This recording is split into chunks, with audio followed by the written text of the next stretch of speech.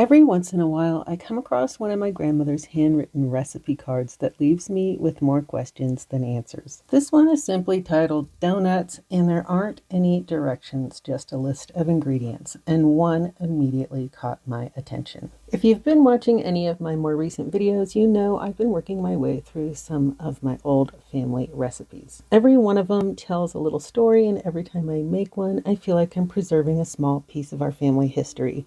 This one was pretty different. I just had a list of ingredients with no directions and then that mysterious mashed potatoes. Since the card lacked any kind of instructions, I started off with what seemed the most logical, and that was to cream together the butter and sugar. Now, her recipe card does say 4 tablespoons of Crisco. That's what was really popular back then, but I did 4 tablespoons of butter and 1 cup of sugar. Next, I added 2 eggs and 1 cup of milk. And I'm not sure this part is necessary, but I did combine my dry ingredients in a separate bowl, and that is 3.5 cups of flour. I used all-purpose, 4 teaspoons of baking powder, 1 teaspoon of salt, and then a couple of optional spices, and that would be 1/4 teaspoon of nutmeg and 1/2 teaspoon of cinnamon. I wasn't exactly sure the best time to add the 1 cup of mashed potatoes, so I went ahead and did that before adding the dry ingredients just to be sure they got really mixed in well.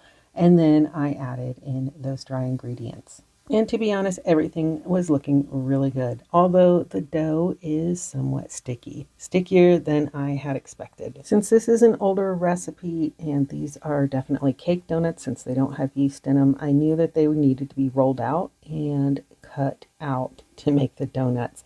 And this dough being so sticky, I knew I didn't want to add more flour. I didn't want to have dry donuts, so I decided to go ahead and put the dough into the refrigerator for an hour or two, just to let it kind of become a little bit more firm and easier to manage. Now that said, it is important to flour your surface and your rolling pin, but I rolled these out about 1/2 inch thick, and since I don't own a donut cutter, I used a drinking glass and a bottle cap to cut out my donuts.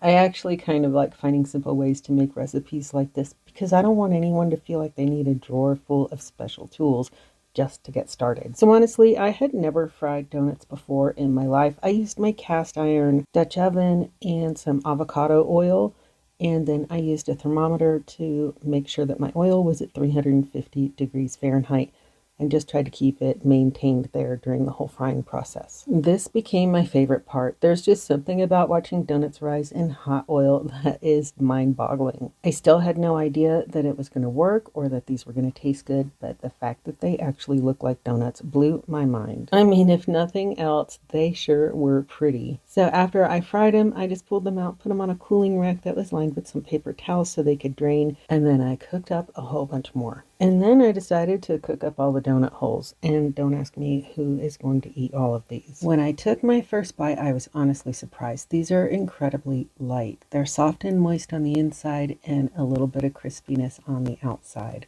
If I hadn't known there were mashed potatoes in them, I never would have guessed. Once they're cooled off, you can absolutely cover them with whatever you want. Powdered sugar, chocolate icing, vanilla icing, even some of that ermine frosting. The thing about going through these old recipe cards is that without someone taking the time to make them again, they're just ink on a piece of paper.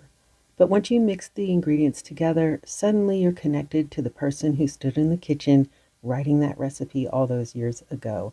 And I think that's pretty special. These donuts turned out better than expected. My husband actually ate them all, and so I know I'll be making these over and over again. So I'd love to know if you've ever heard of potato donuts, or if you have a family recipe you've always wanted to recreate but you weren't sure quite how to start. Let me know in the comments, and thanks so much for spending time with me today, and I'll see you in the next one.